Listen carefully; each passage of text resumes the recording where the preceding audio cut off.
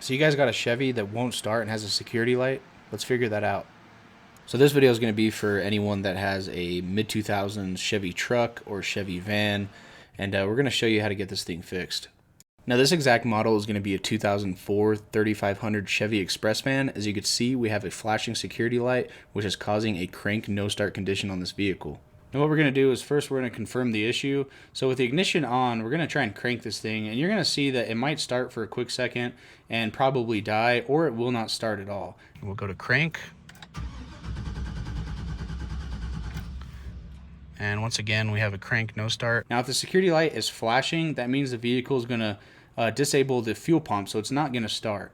And I'm going to go ahead and pull out my scanner real quick, and I'm going to check the codes, and here are the codes that I have. I have a P1631 and a B2960.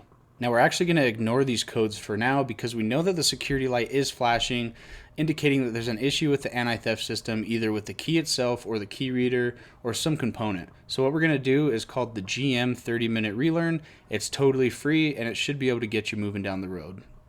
Now the only tool that I could possibly recommend for this job is to maybe have a trickle charger or a battery charger on a low amp charge if you are not 100% positive that your battery is in a good state of charge. Because like I said, this is going to be a 30-minute process and you don't want to have any issues preventing you from doing this.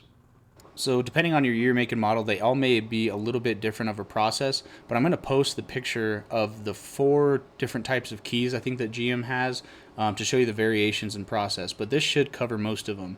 So what you're going to want to do is step 1, you're going to go to crank the vehicle, it's not going to start, and then you're going to turn the key to the full accessory power on position, and you're going to let it sit there while that security light blinks for 10 minutes. And that light will stop flashing, and once it goes off, we'll take you to the next step. So here we are at the first step.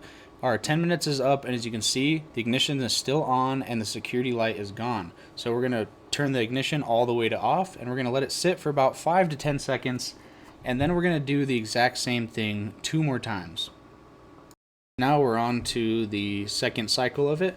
We're going to turn the ignition all the way on, and we're going to look. There's no security light at the moment, but as soon as we go to crank it, it's going to start flashing again. That's okay. We're just going to let it return back to the full accessory power, and we're going to let it sit for another 10 minutes. So we'll see you in a second.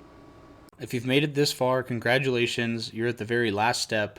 As you can see here, the security light is staying still and it just went off. So now we're going to do it for hopefully the last time. So congratulations. You only got one more interval of 10 minutes to go. So same thing, we're going to turn the key all the way off and we're going to let it sit for about 5 to 10 seconds.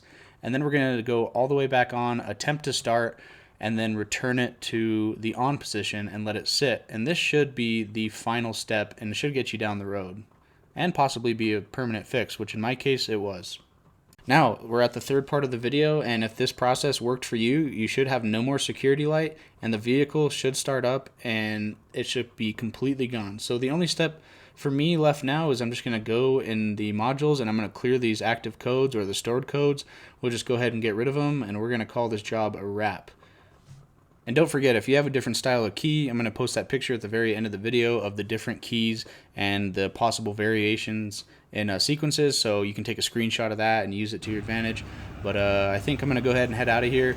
Here's a little code reader that I use for my mobile job. It's an OBD MX Plus.